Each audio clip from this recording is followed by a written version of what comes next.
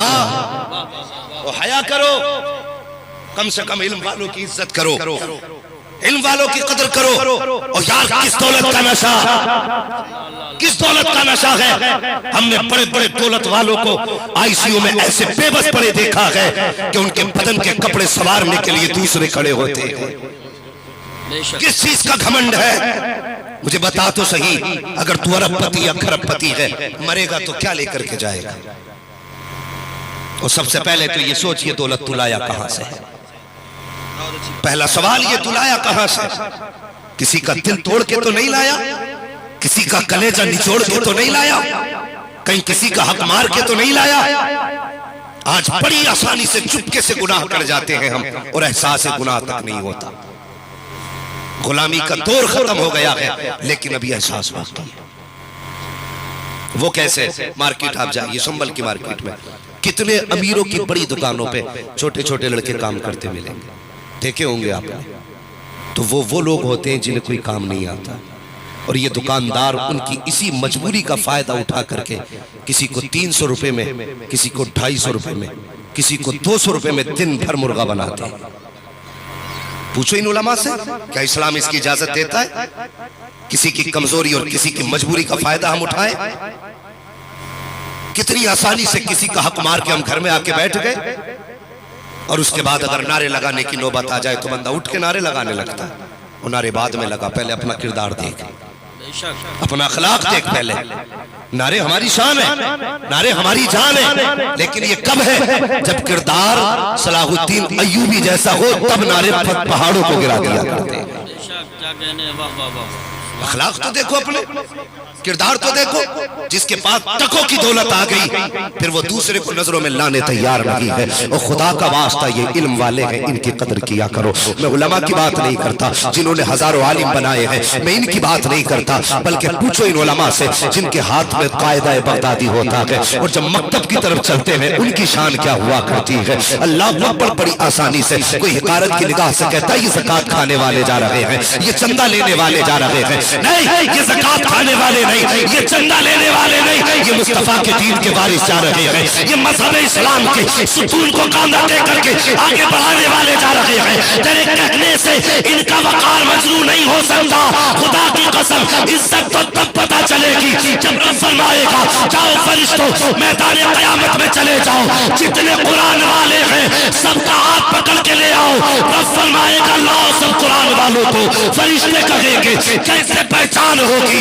रब फरमाएगा जिसके मुंह से मुझको अंबर की खुशबू आती होगी वही कुरान का कारी होगा। नारे तकबीर, नारे रिसालत, नारे गौसियत, मसलके आला हज़रत, फैज़ाने आला हज़रत, फैज़ाने अजमलुल उलमा, फैज़ाने सदरुल अफाज़िल, फैज़ाने औलियाए किराम, जश्न दस्तारबंदी। सुभान अल्लाह, सुभान अल्लाह।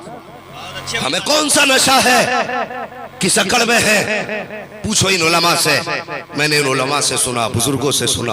अल्लाह अकबर फरमाते, जिस कब्रिस्तान में कुरान वाला दफन होता है तो 10 कब्रें सरहाने की तरफ, 10 कब्रें पैताने की तरफ, 10 कब्रें दानी जानी, 10 कब्रें बाई जानी। अल्लाह उसकी कब्र की बरकत से 40 कब्रों का अजाब हटा देता है। सुभान, 40 कब्रों का अजाब। आज हमने क्या कीमत लगाई कुरान वालों की।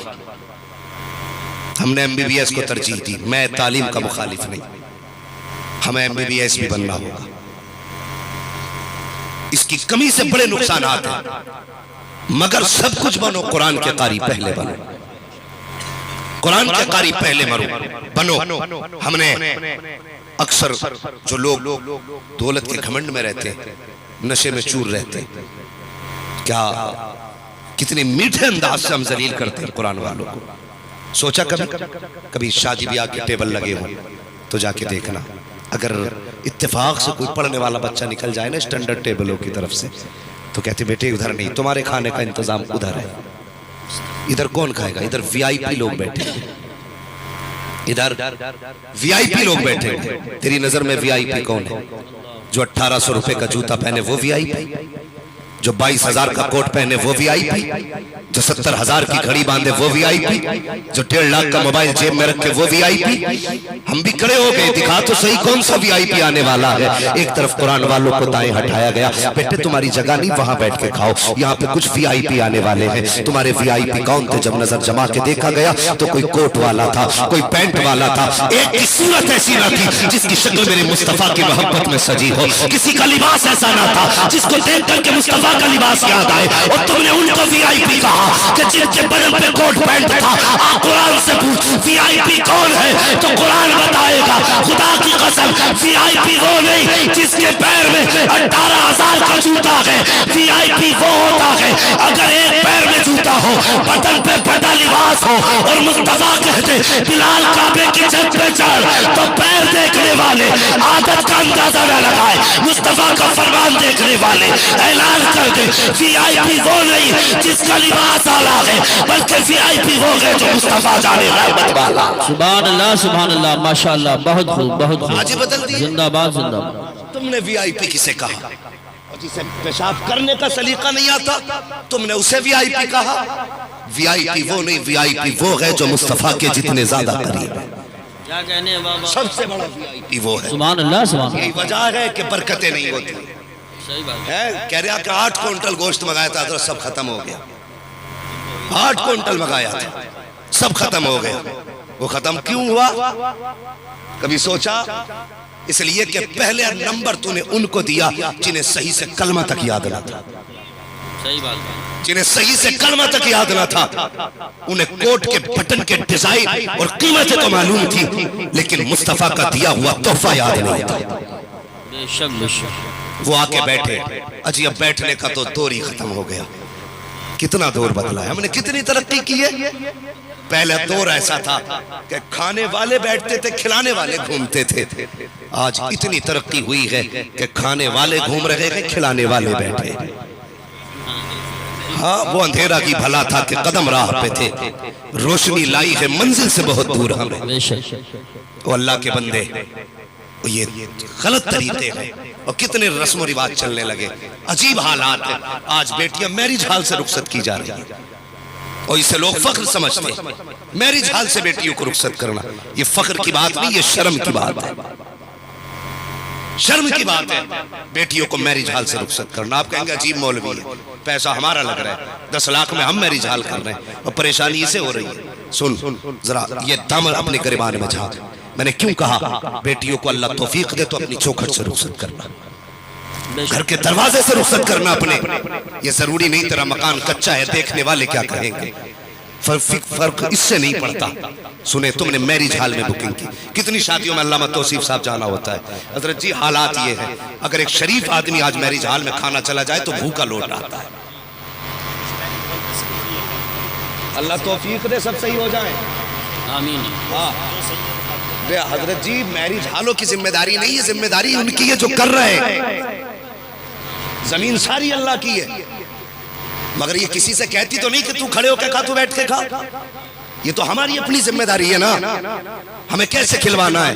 کچھ لوگوں نے معیاری اس کو بنا لیا، اسٹینڈرڈ میں چاہیے. اسے تم نے اسٹینڈرڈ کہا. گدھوں کی طرح کھاتے ہو، کہتے ہو یہ اسٹینڈرڈ ہے. گدھوں کی طرح پیتے ہو، تم کہتے ہو یہ اسٹینڈرڈ ہے. اسٹینڈرڈ یہ نہیں جو تم کہہ رہے ہو، اسٹینڈرڈ وہ ہے جو میرے مصطفیٰ نے طریقہ دیا ہے. پوچھو ان علماء سے، میرے نبی نے بیٹھ کے پانی پینے کا حکم دیا اور انسان کھڑے کھڑے پانی پی رہا ہے. آج سائنس 1400 سال کے بعد اس نتیجے پہ پہنچی ہے کہ پیغمبر نے بیٹھ کے پینے کا حکم کیوں دیا تھا، کھڑے ہو کے پینے سے کیوں منع کیا. آج سائنس کو پتا چلا ہے 1400 سال کے بعد جو پیغام نبی نے 1400 سال پہلے دیا تھا یہ آج کہہ رہے ہیں اگر کھڑے ہو کے پانی پیو گے تو گردے بھی جائیں گے، میدا بھی جائے گا. 1400 سال پہلے مصطفیٰ نے کیا کہا تھا کہ بیٹھ کے پانی پیو، میدا بھی سلامت رہے گا، گردے بھی سلامت رہے گا. سبحان. نعرہ تکبیر، نعرہ رسالت، نعرہ غوثیت، مسلک اعلیٰ حضرت فیضان اعلی حضرت فیضان خواجہ غریب نواز فیضان حضور صابر پاک فیضان حضور مخدوم سنہ جشن دستار بندی سبحان آج میرج ہال سے بیٹیاں رخصت ہو رہی ہیں. ہاں میں نے کئی جگہ دیکھا جاؤ تو شریف نگاہ سے گردن جھکا لیتا ہے. وہ بے حیائیاں کسی کے سر پہ دوپٹہ نہیں, کسی کا لباس حیا والا نہیں. آؤ میں پوچھنا چاہتا ہوں, مجھے بتاؤ تو سگی آج پوری دنیا کا رونا ہے کہ اللہ پھر کوئی صلاح الدین ایوبی دے دے, پھر کوئی محمد بن قاسم دے دے. اللہ اکبر, یہ ہم دعائیں کرتے رہیں گے کہ اس کی تیاریاں بھی ہم نے کوئی کی ہیں. مجھے بتا تو سگی میرج ہالوں میں رشتے ہو رہے ہیں. کسی لڑکے نے لڑکی دیکھ لی, میرج ہال میں رشتہ پکا ہو گیا, مجھے اسی سے رشتہ کرنا ہے. نہیں, میں ایک بات بتاؤں, کسی بھی چیز کے لیے کچھ معمولات ہوا کرتے ہیں. آپ اکثر کھیت سے تعلق رکھنے والے لوگ ہوں گے, مجھے بتائیے اچھی فصل کے لیے اچھی زمین کا ہونا ضروری ہوتا ہے. آج کسان کہتا ہے جو زمین اچھی ہوگی اس میں فصل اچھی ہوگی. اگر کسان کا یہ ماننا ہے کہ اچھی فصل کے لیے اچھی زمین کا ہونا ضروری ہے, تو یہ میرا ماننا ہے اچھی نسل کے لیے اچھی گود کا ہونا ضروری ہے, اچھی ماں کا ہونا ضروری ہے. اگر مائیں تم جا کر کے میرج ہال میں تلاش کرو گے تو گھر کے اندر صلاح الدین ایوبی نہیں آئے گا, محمد بن قاسم نہیں آئے گا. اگر تمام تم جا کر کے نائٹ کلب میں تلاش کرو گے تو گھر میں آنے والا کوئی قرآن کا قاری نہیں آئے گا. وہ دور تھا کہ جب لوگ خانقاہوں میں داماد تلاش کرتے تھے, مسجدوں میں داماد تلاش کرتے تھے, تو آنے والا بیٹا بھلے چھپر میں پیدا ہو لیکن قوم کی تقدیر لے کے پیدا ہوتا تھا, اسلام کی لگام لے کے پیدا ہوتا تھا. آج وجہ کیا ہے؟ سبھی کا ایک رونا ہے کہ بتاؤ حالات کیسے ہوتے جا رہے ہیں, سماج بگڑتا جا رہا ہے. تم نے انتخاب کیسا کیا ہے؟ مجھے بتا تو صحیح. ہر جوان کی خواہش یہ ہے آنکھیں نشیلی ہو, ہوش شرابی ہو, چہرہ دیکھو تو دیکھتے رہ جاؤ. تم نے ہر حسن و عورت میں دیکھا, کیا دکھوانے سے پہلے جب تیری ماں ڈھونڈنے گئی تھی رشتہ, تب تو نے یہ تو کہہ دیا تھا اس کے ہونٹ ایسے ہو, اس کے رخسار ایسے ہو, اس کی پیشانی ایسی ہو, اس کا قد و قامت ایسا ہو, وہ چلتی ہو تو یوں لگتی ہو, بولتی ہو تو یوں لگے. مجھے بتا تو صحیح دل پہ ہاتھ رکھ کے, کیا تو نے ایک بار بھی یہ کہا ایما لڑکی دیکھنے جا رہی ہے, جہاں پیشانی کا حسن دیکھے, نظر جما کے دیکھنا اس کی پیشانی پہ سجدے کا نشان ہے کہ نہیں. جب تو بات کرے تو اس کے منہ کو جہاں چلتا ہوا دیکھے, اس کی منہ کی مہک کو سونگنا. اگر وہ بولے تو منہ سے قرآن کی مہک آتی ہے کہ نہیں, قرآن کی تلاوت کی مہک آتی ہے کہ نہیں. اگر تو یہ تلاش کراتا, دعوے کے ساتھ کہتا ہوں گود تیری ہوتی, آنے والا صلاح الدین ایوبی پیدا ہو جاتا, خالد ابن ولید پیدا ہو جاتا. بے شک سبحان اللہ سبحان اللہ ماشاءاللہ. ہمارے انتخاب غلط رہے, ہم نے رشتے تو ایک اچھی گود کا انتخاب نہ کر سکے. جب اچھی گود نہیں ہوگی تو سمجھو اچھی نسل بھی نہیں ہو سکتی, اچھی نسل بھی نہیں ہو سکتی ہے. اچھی نسل کے لیے اچھی گود کا ہونا ضروری ہے. جوانوں زندگی کٹ جائے گی, کالی کے سنگ بھی کٹ جائے گی, گوری کے سنگ بھی کٹ جائے گی, کٹ تو سبھی کی جانی ہے. اگر چاہتے ہو تمہارے بعد تمہاری نسلوں میں تمہیں عزت سے یاد کیا جائے تو اپنے زندگی کے لیے اچھی گود کا انتخاب کرو, اپنے بچوں کے لیے اچھی ماں کا انتخاب کرو. مائیں اچھی ہوں گی تو بیٹے خود بخود اچھے ہوں گے, اولاد نیک ہوگی. بدلیں اپنے طریقے. میں عرض کر رہا تھا آج امیروں کے کیا کہنے, حیا آتی ہے کتنے میرج ہالوں میں جاؤ تو کسی کے سر پہ دوپٹے نہیں, اور اس کے بعد ہماری قوم رو رہی ہے ہمیں کیا ہو گیا ہے, ہمیں کوئی بچانے کیوں نہیں آ رہا ہے, ہمیں کوئی بچانے کیوں نہیں. کیا صرف اب شور مچانے سے کچھ ہو سکتا ہے؟ شور مچانے سے کچھ ہو سکتا ہے؟ جا کے دیکھو میرج ہالوں میں جہاں شادیاں ہوتی ہیں پہلے کیمرے والا کھڑا کر دیا جاتا ہے, سب سے پہلے کیمرے والا. بیوی کسی اور کی دیکھنا پہلے شوہر کو چاہیے, پہلے کیمرے والا دیکھ رہا ہے. چاروں طرف سے کیمرے گھما گھما کے ویڈیو بنائی جا رہی ہے, اور اس بے حیائی کو نسلوں کے لیے بچا کے رکھا جاتا ہے کہ اپنے بچوں کو دکھائیں گے. یہ بے برکتیاں. مجھے بتاؤ جب بیٹی میرج ہال سے رخصت ہوتی ہے کتنے غیر محرم وہاں پہ کھڑے ہوتے, کتنے لوگوں کی نگاہیں اس کے لباس پہ پڑتی ہوں گی, کتنے لوگوں کی نگاہیں بے پردہ عورتوں پہ پڑتی ہوں گی, کتنے گناہ ہوتے ہوں گے. اگر یہی بیٹی گھر کے اندر سے رخصت ہوتی تو خدا کی قسم جب یہ گھر سے رخصت ہوتی دیوار اس کے لیے دعا کرتی, چھت اس کے لیے دعا کرتی, زمین اس کے لیے دعا کرتی. اور کیوں نہ کرتی, زمین نے اسے سجدے کرتے دیکھا تھا, چھت نے اسے راتوں میں اٹھ کے سحری کھاتے ہوئے دیکھا تھا, دیواروں کو اس کو قرآن پڑھنا یاد ہے. گھر کے ایک ایک کونے کو اس کے لیے راتوں کو اٹھ کے وضو کر کے ٹھنڈی راتوں میں قرآن کا پڑھنا یاد ہے. خدا کی قسم یہ گھر سے جب عزت کے ساتھ رخصت ہو کے جاتی ہر چیز کی دعا اس کے ساتھ ہوتی, یہ تیرے گھر میں دلہن بن کے جاتی, خدا کی رحمت دامن میں ساتھ لے کے جاتی. سبحان اللہ. لیکن مزاج ہی بدل گئے, میرج حالوں میں رشتے خدا رہا بدلے طریقے اور اپنے اصول بدلے. امیروں دولت کا صحیح استعمال کرو, صحیح استعمال دولت کا کرو, اور کسی کی قیمت اس کا بدن دیکھ کے نہ لگا, اس کا لباس دیکھ کے قیمت نہ لگا. کوئی ایسا بھی ہوگا جو پھٹے کپڑوں میں رہتا ہو لیکن رشتہ مصطفیٰ سے بڑا قریبی ہو, بھی تو ہو سکتا ہے نا. کسی کے پیر میں ٹوٹی جوتی ہو لیکن جب رات کو اٹھتا ہو تو اس کی صداؤں کے جواب میں آسمانوں سے اجابت کی صدائیں آتی ہیں. بے شک بے شک. کس کے